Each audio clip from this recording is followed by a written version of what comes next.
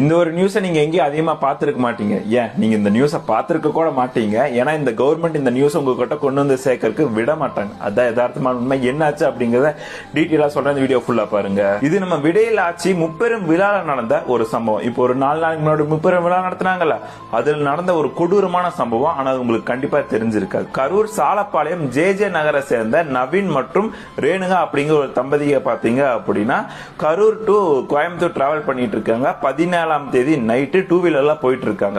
என்ன ஆச்சு அப்படின்னா ஆப்போசிட்ல வந்த பஸ் ஒன்னு வந்துட்டு இவங்க மேல மோதி ஆக்சிடென்ட் ஆகுது. அந்த இடத்துல பாத்தீங்க அப்படின்னா ரேணுகா ஸ்பாட்லயே வந்துட்டு உயிரிழக்கிறாங்க. நவீன் வந்துட்டு படுகாயம் அடைகிறாரு, ஹாஸ்பிட்டலுக்கு தூக்கிட்டு போறாங்க.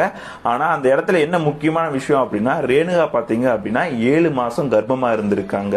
அந்த பஸ் பாத்தீங்க அப்படின்னா நம்ம விடியலாட்சி மாநாட்டில இருந்து, அதாவது முப்பெரும் மாநாட்டில இருந்து வந்த பஸ் அப்படிங்கிறாங்க. அதுல இருக்கக்கூடிய போஸ்டர்ஸ் எல்லாமே பார்த்தா தெரியுது. அதுல இருக்கக்கூடிய டிரைவர் குடிச்சிருந்தாரு அப்படின்னு ஒரு தரப்பினரும், இன்னொரு தரப்பினர் பாத்தீங்கன்னா அந்த பஸ் ஓவர் ஸ்பீடா வந்தது அப்படின்னு சொல்றாங்க. நவீன் மற்றும் ரேணுகா பாத்தீங்கன்னா இவங்க கல்யாணம் ஆனதுக்கு அப்புறம் 3 வருஷம் கழிச்சு தான் இவங்க கன்சீவ் ஆயிருக்காங்க. இப்ப 7 மாசம் கர்ப்பமா இருந்திருக்காங்க. அவங்களும் இறந்துட்டாங்க, வயிற்றுல இருந்த குழந்தையே இறந்துருச்சுன்னு ஹாஸ்பிட்டல்ல சொல்றாங்க. இது எவ்வளவு பெரிய விஷயம் அப்படின்னு நான் சொல்லும் போதே உங்களுக்கு புரிஞ்சிருக்கும். 2 உயிர் போயிருக்கு. இத பத்தி யாருமே வாயை திறக்கல. நானும் ஒரே ஒரு நியூஸ் சேனல் தான் பார்த்தேன். மத்த எந்த நியூஸ் சேனலும் எனக்கு எந்த நியூஸும் கிடைக்கல. அது மட்டும் இல்லாம இத பத்தி யாரும் பேசவும் மாட்டாங்க. ஏன்னா அவ்வளவு பயம்.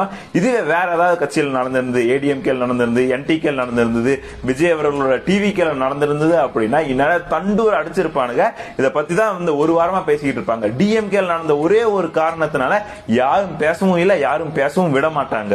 உண்மையாவே இந்த சம்பவம் ரொம்ப வருத்தமா இருக்கு. இந்த இடத்துல நான் ஒரே ஒரு கேள்வி தான் கேட்கணும்னு நினைக்கிறேன். அந்த இன்ஃபுளுன்ஸ் எல்லாம் எங்கடா போனீங்க? 1.5 லட்சம் சேர் ஓட்டு 1 லட்சம் பேர் வெளியே நின்று இருந்தா தலை உடி விட மாட்டா, அதை குனி விட மாட்டேன்னு சொல்லிட்டு வீடியோ போட்டீங்களா? இதை பத்தி எல்லாம் உங்களுக்கு தெரியுமாடா?